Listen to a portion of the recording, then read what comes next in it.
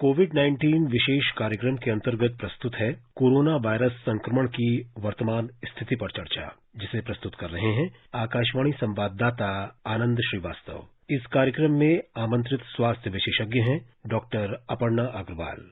नमस्कार। जीवन हंसता मुस्कुराता हर पल कुछ नया महसूस करने का अवसर देता, जीवन जो आगे बढ़ने को प्रेरित करता, जीवन जो सुख, शांति और सुकून देता।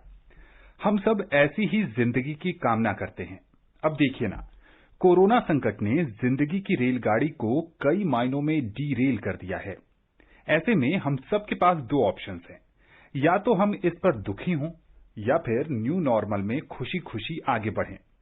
देखिए, हताश और निराश रहकर आप कमजोर होंगे और ज्यादा परेशानी में आ जाएंगे। वहीं अगर आप खुश रहेंगे तो आसपास का माहौल भी पॉजिटिव होगा और कहीं ना कहीं कोरोना से लड़ने में मदद भी मिलेगी। तो हंसिए, मुस्कुराइए और जीवन को एंजॉय करिए। कोविड-19 से आप सतर्क रहें, जागरूक रहें, इसीलिए आकाशवाणी पर हम लेकर आते हैं ये खास कार्यक्रम। आज के इस कार्यक्रम में हमारे साथ हैं वरिष्ठ स्वास्थ्य विशेषज्ञ डॉक्टर अपर्णा अग्रवाल। डॉक्टर अपर्णा, कार्यक्रम में स्वागत है आपका। नमस्कार, थैंक यू। नमस्ते मैम। डॉक्टर अपर्णा के साथ हम परिचर्चा शुरू करें इससे पहले हम अपने श्रोताओं को बता देना चाहते हैं कि अगर वो भी इस कार्यक्रम से जुड़ना चाहते हैं तो हमें फोन कर सकते हैं। हमारा फोन नंबर है 011-2331-4444। हमारा टोल फ्री नंबर है 1800-115767। कोरोना संकट के बीच कल से इंडियन प्रीमियर लीग यानी आईपीएल का 13वां सीजन संयुक्त अरब अमारात में शुरू हो रहा है। आप सोच रहे होंगे कि कोरोना संकट के इस कार्यक्रम में हम क्रिकेट की बात क्यों कर रहे हैं। तो एक नई रिसर्च आई है और रिसर्च के हवाले से ये बात सामने आ रही है कि जो खिलाड़ी हैं, अगर वो कोरोना से संक्रमित हो रहे हैं तो सबसे ज्यादा उनका दिल प्रभावित हो रहा है। डॉक्टर अपर्णा, क्या है ये रिसर्च और कैसे खिलाड़ियों का दिल सबसे ज्यादा कोविड-19 से प्रभावित हो रहा है? एक्चुअली किसी भी वायरस में ये पाया गया है कि लंग्स को इन्वॉल्व करते हैं बहुत सारे वायरसेस, स्पेशली कोरोना, जो दूसरे कोरोना वायरसेस भी हैं वो भी जी। लेकिन ऐसा भी पाया गया है अभी, स्पेशली कोरोना के साथ में, कि वो हार्ट को भी इफेक्ट करता है जी। और जो यंगर लोगों में जो डेथ होती है कोरोना की, उसमें हार्ट ज्यादा इन्वॉल्व होता है रिलेटिवली जी, क्योंकि हार्ट में ये इन्फ्लेमेशन कॉज करता है जिसको मायोकार्डाइटिस कहते हैं।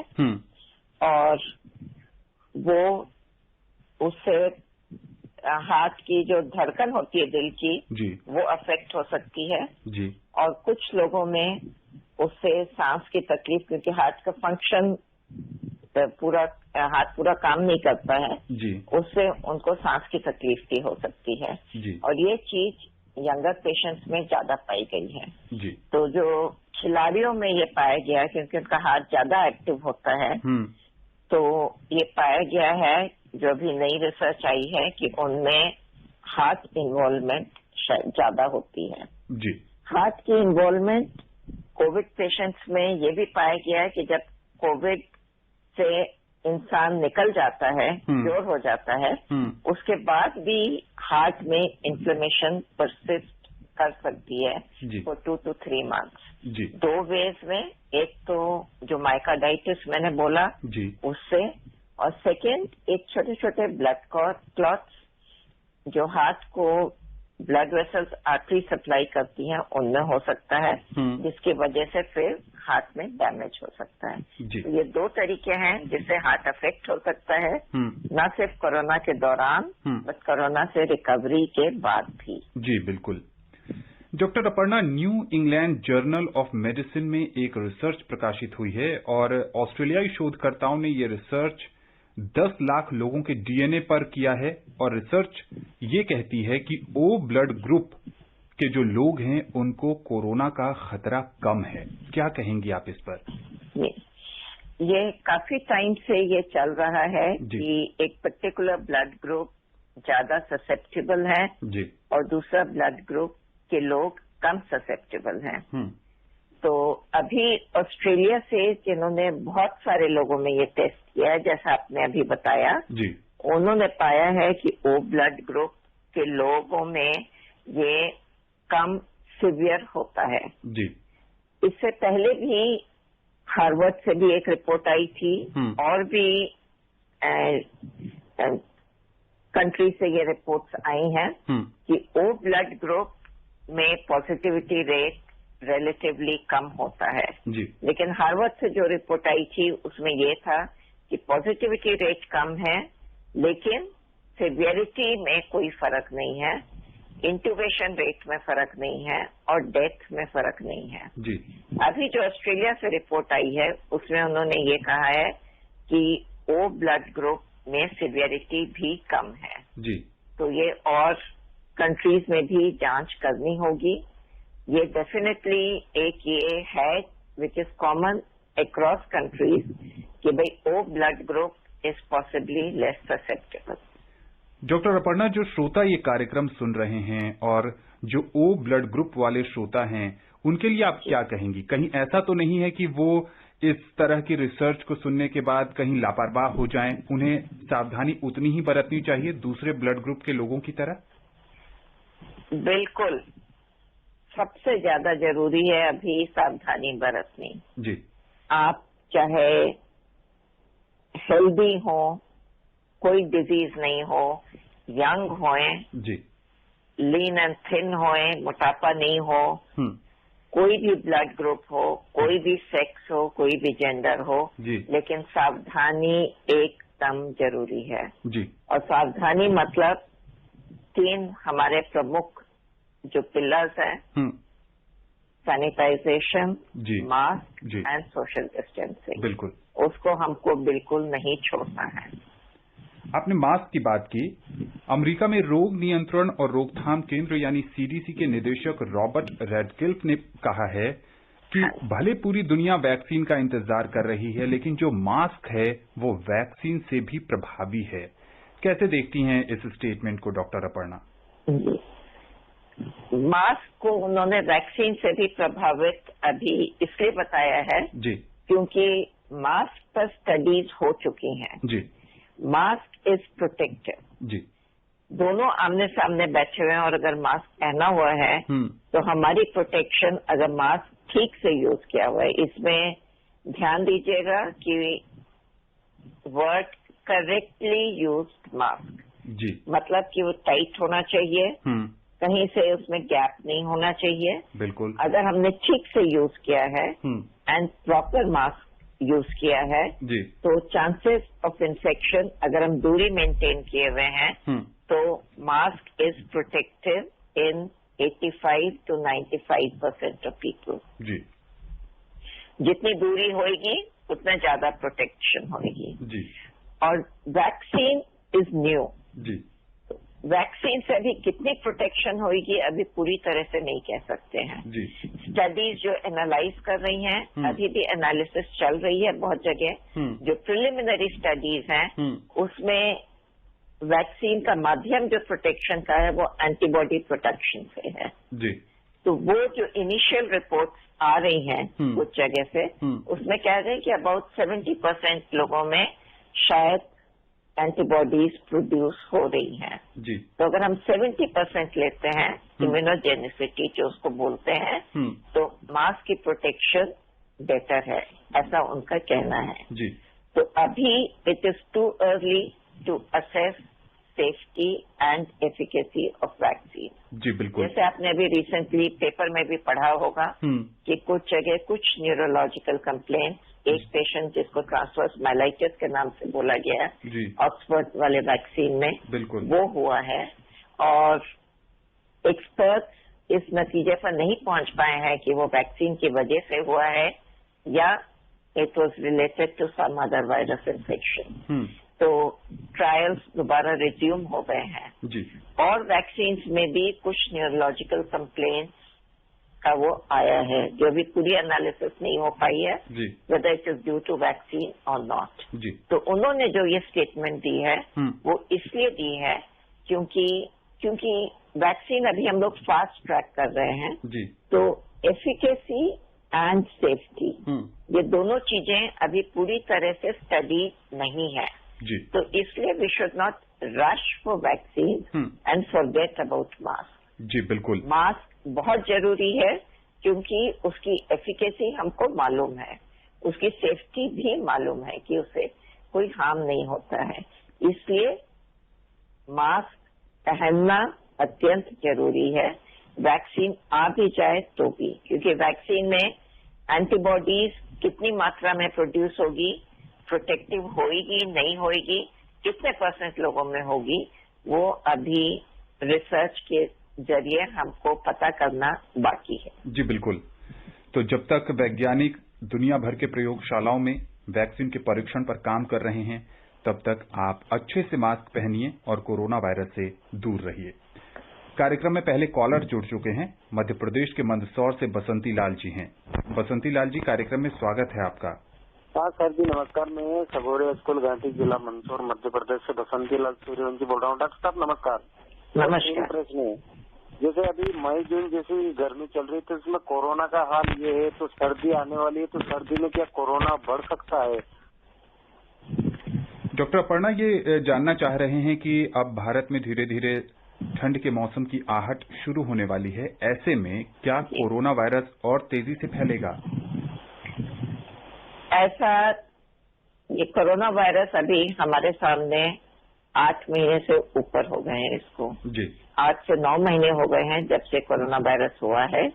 हमने देखा है कि विश्व भर में हर कंट्री को अफेक्ट कर दिया है जी। एक्सट्रीम पोल्स पर अभी नहीं पहुंचा है, बाकी सब कंट्री को अफेक्ट कर दिया है। और 9 महीने में ये ऐसे देशों में भी मिला है जहां गर्मी है और ऐसे देशों में भी मिला है जो कि ज्यादा ठंड जहां होती है जी। तो इसलिए अभी नतीजा जनरल ये है ओपिनियन कि मौसम का इस पर कोई असर नहीं होता है जी। इर्रेस्पेक्टिव ऑफ सीजन ये आपको अफेक्ट कर सकता है।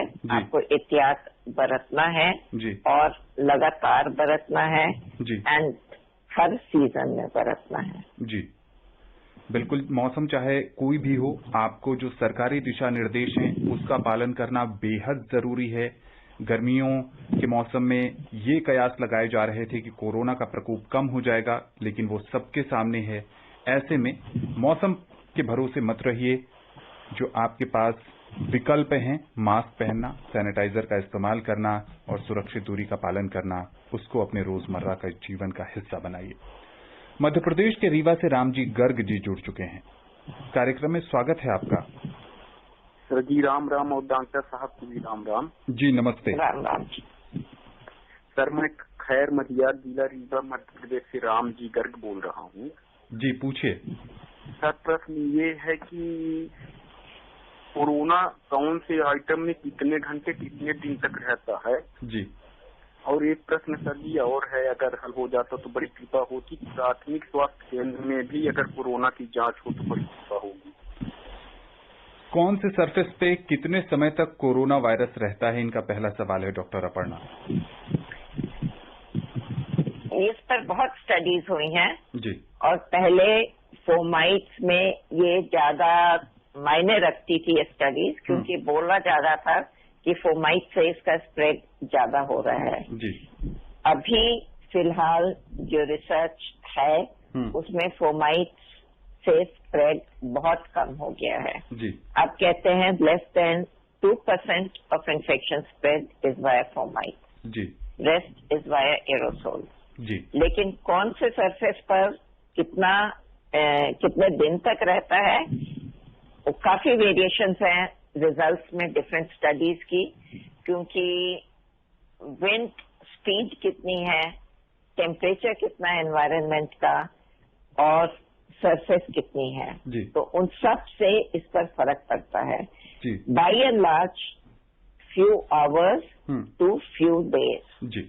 और कार्डबोर्ड पे ज्यादा, प्लास्टिक पे रिलेटिवली कम जी। लेकिन different studies have said different things.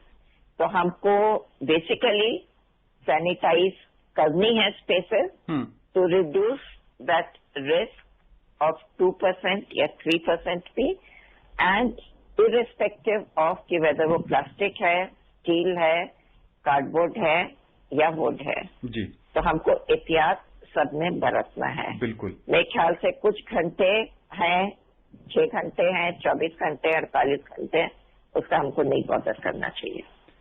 इनका दूसरा सवाल ये था कि प्राथमिक स्वास्थ्य केंद्र में भी कोरोना की अगर जांच हो सके तो गांव वालों को ज्यादा फायदा हो सकता है।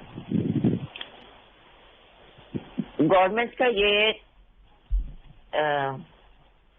जी, government wants to do this कि जितने सेंटर्स हैं, स्पेशली डिस्ट्रिक्ट सेंटर्स में कई जगह कलेक्शन सेंटर्स डेफिनेटली हैं जी। ये टेस्ट काफी स्पेशलाइज्ड है, जो हम लोग मॉलिक्यूलर टेस्ट या RT-PCR के नाम से आपने सुना होगा, जो हम लोग करते हैं इसके लिए जी। जो ज्यादा डायग्नोस्टिक है, जो ज्यादा केसेस पिकअप करता है जी।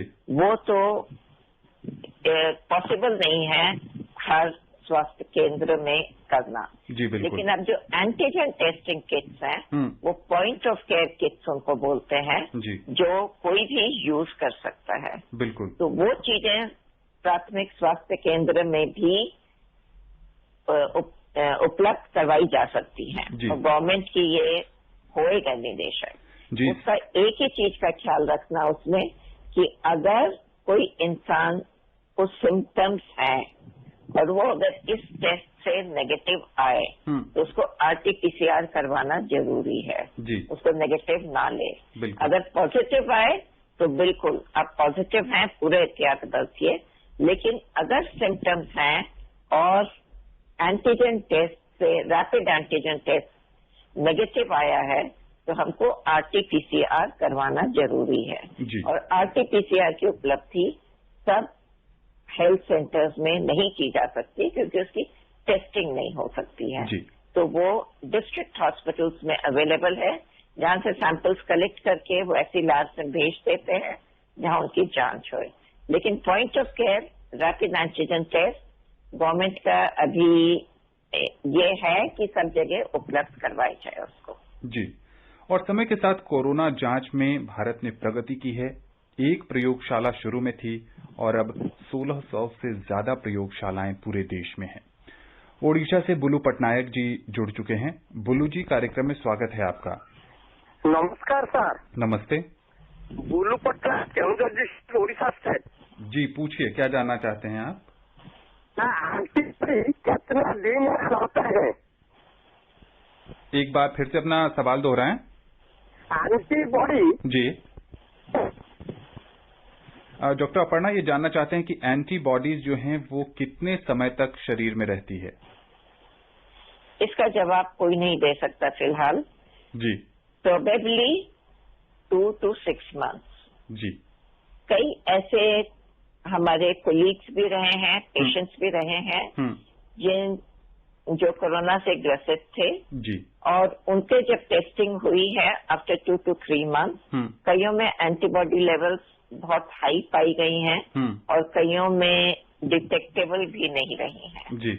तो इसमें क्यों नहीं डिटेक्टेबल रही, वो क्या अपीयर होकर डिसअपियर हो गई या अपीयर ही नहीं हुई जी। उसकी अभी हमारे पास पूरी जानकारी नहीं है जी। कई स्टडीज हुई हैं इस पर जो भी सीरियल मेजरमेंट्स कर रही हैं जी। तो कईयों ने ये स्टडीज में पाया गया है कि antibody level maximum 4 to 8 weeks के बीच में होते हैं और उसके बाद इट स्टार्ट्स रिड्यूसिंग। जी। कितने परसेंटेज में रिड्यूस होते हैं, क्यों कुछ में जल्दी रिड्यूस होते हैं, क्यों कुछ में ज्यादा एंटीबॉडीज बनती हैं, उसका जवाब अभी नहीं है हमारे पास। जी बिल्कुल, चूंकि ये नोवेल कोरोना वायरस है और समय की प्रगति के साथ साथ इस पर भी शोध हो रहे हैं और जैसे जैसे समय आगे बढ़ेगा वैसे वैसे नतीजे और प्रभावी सामने आएंगे। भारत के सबसे ज्यादा संक्रमित प्रभावित राज्य महाराष्ट्र के ठाणे से आदित्य जी जुड़ चुके हैं। आदित्य जी, कार्यक्रम में स्वागत है आपका। मेरा पहला प्रश्न ये है कि जो है रेमडेसिविर और बाकी दवाएं इतनी महंगी हैं तो हमको जनरलाइज में क्यों, जेनरिक मेडिसिन में क्यों नहीं डालते? और दूसरा सवाल मेरा ये है कि ये जो ट्रायल चल रहे हैं वैक्सीन के, अगर वायरस म्यूटेट करता है तो क्या वैक्सीन हमारी इफेक्टिव नहीं रहेगी? इनका पहला सवाल ये है कि रेमडेसिविर की ज्यादा कीमत है, ऐसे में उसको जेनेरिक दवा की श्रेणी में क्यों नहीं शामिल किया जा रहा है? रेमडेसिविर रिलेटिवली नई दवाई है। कोई भी दवाई मैन्युफैक्चर करते हैं, जो भी कंपनी मैन्युफैक्चर करती है वो उसका पेटेंट करती है, जिसकी वजह से दवाई की कॉस्ट ज्यादा होती है। वो generic medicine is allowed after some time. Corona virus क्योंकि नोवल कोरोना वायरस है, पैंडेमिक एकदम से फैला है, कई और कंपनीज में इसको पेटेंट शेयर किया गया है, जो उन्होंने पेरेंट कंपनी को काफी पैसे दे करके पेटेंट खरीदा है। तो संभावित है कि थोड़ी अभी कॉस्ट ज्यादा होगी फॉर सम टाइम एटलीस्ट। हालांकि शुरू से जो फर्स्ट ड्रग जो अवेलेबल थी फ्रॉम द पेरेंट कंपनी, उससे भी रेट इसके काफी कम हो गए हैं। और गवर्नमेंट ट्राई कर रही है कि इसको फ्री भी अवेलेबल करवाया जाए कई जगह।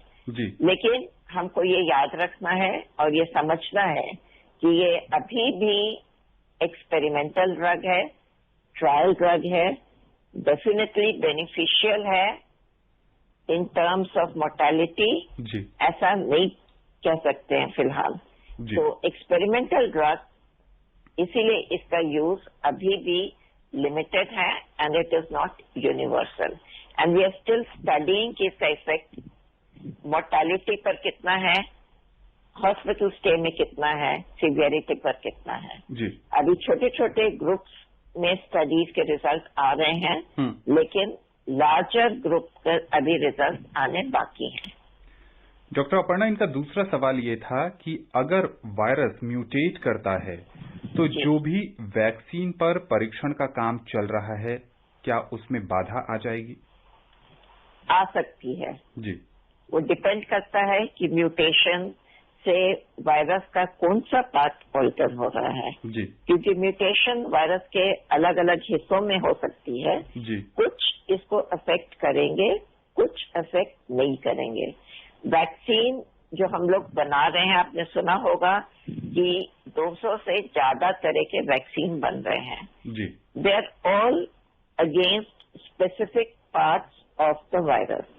कुछ किल्ड वायरस हैं, कुछ वायरसेस इनएक्टिवेट किए हुए हैं, कुछ पार्ट ऑफ वायरस ले रहे हैं। कोई एनवेलप ले रहा है, कोई स्पाइक प्रोटीन नाम सुना होगा आपने, कुछ डीएनए वायरस का उससे ले रहे हैं, आरएनए वायरस का ले रहे हैं। तो different parts of virus protein use कर रहे हैं वैक्सीन बनाने के लिए। म्यूटेशन किसमें हुई है वो ध्यान देना होगा। तो जिस पार्ट में म्यूटेशन हुई है वो वाला वैक्सीन हो सकता है काम नहीं आए। जिस पार्ट जो यूज किया है अगर उसमें म्यूटेशन नहीं हुई है तो वो काम आएगा। लेकिन अभी it is too early to say that. Punjab के जालंधर से पॉल जी जुड़ चुके हैं। कार्यक्रम में स्वागत है पॉल जी आपका। हाँ सर, नमस्कार जी। नमस्ते। मैडम को भी मेरा नमस्कार, डॉक्टर को भी नमस्कार। डॉक्टर मैडम, मैं जालंधर पंजाब से पॉल बोल रहा हूँ। ऐसा है कि एक हमारे पेशेंट है जो हॉस्पिटल में 10 दिन रह के आया है, कोरोना पेशेंट था। तो बाद में वो होम क्वारंटीन भी 1 हफ्ता रहा है। तो उसके बाद में फिर उसने अपनी रिपोर्ट कराई तो रिपोर्ट नेगेटिव आई है। उसके बाद में अभी वो घर में जो सामान पड़ा है उसमें क्या क्या देख रेख होनी चाहिए, या घर में सब उसमें घुल मिल सकता है, या कैसे क्या क्या प्रिकॉशन लेने चाहिए, ये सभी बता दीजिए। बिल्कुल, 17 दिन हो गए हैं तो कोई प्रिकॉशन की जरूरत नहीं है, वो नॉर्मल है तो सबसे घुल मिल सकते हैं घर में। बाकी जो यूनिवर्सल प्रिकॉशन जो सबको बोल रहे हैं करने की, वो उनको भी करनी है, वो चीज जरूरी है। और कोई स्पेशल प्रिकॉशन इनको लेने की जरूरत नहीं है। 17 दिन हो गए और वो एसिम्प्टोमेटिक है, तो और कुछ स्पेशल की जरूरत नहीं है। जी बिल्कुल। राजस्थान के जोधपुर से अब्दुल हकीम जी जुड़ चुके हैं। अब्दुल जी, कार्यक्रम में स्वागत है आपका। हाँ जी, नमस्कार। नमस्ते। मैं ये पूछना चाहता हूँ जी कि रूस में हमने सुना है कि टीका तैयार हो चुका है जी। तो यहाँ पे वो टीका अब हमारे क्या है कि शुरुआत यानी 2021 शुरुआत में टीका तैयार हो जाएगा, तब तक वो टीका यहाँ लाके नहीं लगाया जा सकता है? डॉक्टर अपर्णा, ये स्पुतनिक 5 की बात कर रहे हैं जो रूस ने तैयार किया है। इनका कहना है कि जो भारत की वैक्सीन अगले वर्ष के शुरू में तैयार होगी, क्या उससे पहले रूस की वैक्सीन का प्रयोग देशवासियों के लिए नहीं हो सकता है क्या? अभी गवर्नमेंट ऑफ इंडिया ने रूस से एक एग्रीमेंट साइन की है जी, जिसमें वो वैक्सीन के ट्रायल भारतवासियों में भी होंगे जी। वो फेज 3 क्लिनिकल ट्रायल बोलते हैं जी। तो भारतवासियों में भी उस वैक्सीन का ट्रायल करेंगे जी। ट्रायल जितने भी होते हैं, ड्रग ट्रायल है, वैक्सीन ट्रायल है, वो सबका एक प्रोसेस होता है जिसमें आपको अपनी हमारी जो रेगुलेटरी अथॉरिटी है, DCGI जो बोलते हैं, उनसे अप्रूवल लेनी है। उसके बाद लोगों को रिक्रूट करना है, या सब्जेक्ट्स जिनको बोलते हैं, वो वॉलंटियर्स हैं जो विलिंग है वैक्सीन लेने के लिए, क्योंकि वैक्सीन अभी भी ट्रायल स्टेज में है। ये पूरी तरह से इफेक्टिव है कि नहीं, सेफ है कि नहीं, अभी हमको पूरी जानकारी नहीं है। जी बिल्कुल। फेज 1 और 2 में लाइकली कि it has been found safe, लेकिन वो काफी लिमिटेड नंबर ऑफ लोगों में होता है। फेज 3 में उसकी सेफ्टी एफिकेसी कैसे रहेगी, वो भी हमको भारतवासियों में भी टेस्ट करना बचा है। तो पहली स्टेज वो है कि वो हम लोग टेस्ट करेंगे, फेज 3 क्लिनिकल ट्रायल करेंगे, और उसमें अगर वैक्सीन सेफ पाया गया, इफेक्टिव पाया गया, तब फिर गवर्नमेंट की एग्रीमेंट है रूसी सरकार से कि वो वैक्सीन हमारे यहाँ भी अवेलेबल होएगा। तो लाइकली जब तक ट्रायल कंप्लीट होगा, उसके रिजल्ट्स एनालाइज होंगे और वैक्सीन की अवेलेबिलिटी होगी, most likely early next year हो ही जाएगा। जी। उत्तर प्रदेश के रायबरेली से ब्रिजमोहन जी जुड़ चुके हैं। ब्रिजमोहन जी, कार्यक्रम में स्वागत है आपका। सर जी नमस्ते। नमस्ते। डॉक्टर साहब को भी नमस्ते। नमस्ते। सर जी, मैं जानकारी चाहता हूँ जी कि जैसे हमारे गांठ में दर्द हो रहा है जी, तो क्या मैं कोरोना का लक्षण समझ पाता हूँ, मतलब कोरोना के क्या लक्षण हो? और दूसरा सवाल हमारा है सर जी कि हमारे 2 बच्चे हैं छोटे, एक 10 साल के और एक 6 साल के।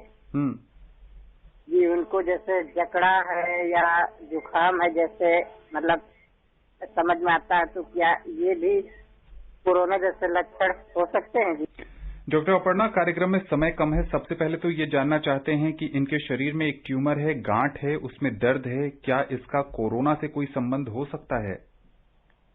गांठ में दर्द तो कोरोना से संबंधित नहीं होगा जी, लेकिन अगर आपको गांठ है, अगर कैंसरस है जी, तो आपको प्रोटेक्शन का खास ध्यान रखना है, बाहर कम निकले, क्योंकि आपकी इम्यूनिटी बॉडी की कम है। जी। इनका दूसरा सवाल, मरीजों की इम्यूनिटी कम होती है, तो चांसेस कोरोना के ज्यादा हैं रिलेटिवली। इनका दूसरा सवाल ये है कि इनके घर में छोटे छोटे बच्चे हैं और जब उनको सर्दी जुकाम हो रहा है, क्या उसको भी कोरोना से जोड़कर देखा जाए? बहुत संक्षेप में। अगर कोई कोरोना ग्रसित है आपके आसपास तो डेफिनेटली बच्चों की भी जांच होनी चाहिए जी। नहीं तो हम बेच करके देख सकते हैं कि हो सकता है कि नॉर्मल फ्लू हो जी, लेकिन उनको घर के बाहर ना निकलने दें, वो एहतियात बरतें। डॉक्टर अपर्णा, कार्यक्रम में समय नहीं है कि इस पर या किसी और पहलू पर आपसे चर्चा करें। आकाशवाणी के इस कार्यक्रम से जुड़ने के लिए और विशेषज्ञ राय साझा करने के लिए आपका बहुत बहुत शुक्रिया। धन्यवाद। तो जैसा कि डॉक्टर अपर्णा बता रही थी कि भले ही नंबर्स बढ़ रहे हैं, लेकिन आपका जो दायित्व है, मास्क पहनना, हाथों को बार बार धोना और सुरक्षित दूरी का पालन करना, वो अपने रोजमर्रा के जीवन का हिस्सा बना लीजिए। यही तरीका है कोरोना संक्रमण से बचने का। स्वस्थ रहिए, खुशहाल रहिए। नमस्कार। कोविड-19 विशेष कार्यक्रम के अंतर्गत अभी आप सुन रहे थे कोरोना वायरस संक्रमण की वर्तमान स्थिति पर चर्चा, जिसे प्रस्तुत कर रहे थे आकाशवाणी संवाददाता आनंद श्रीवास्तव। इस कार्यक्रम में आमंत्रित स्वास्थ्य विशेषज्ञ थे डॉक्टर अपर्णा अग्रवाल। ये कार्यक्रम आकाशवाणी के समाचार सेवा प्रभाग द्वारा प्रस्तुत किया गया। इसे आप हमारे mobile app news on AIR पर भी सुन सकते हैं। इस कार्यक्रम के संबंध में अपनी प्रतिक्रिया आप हमें ईमेल कर सकते हैं। पता है AIRNSDtalks@gmail.com।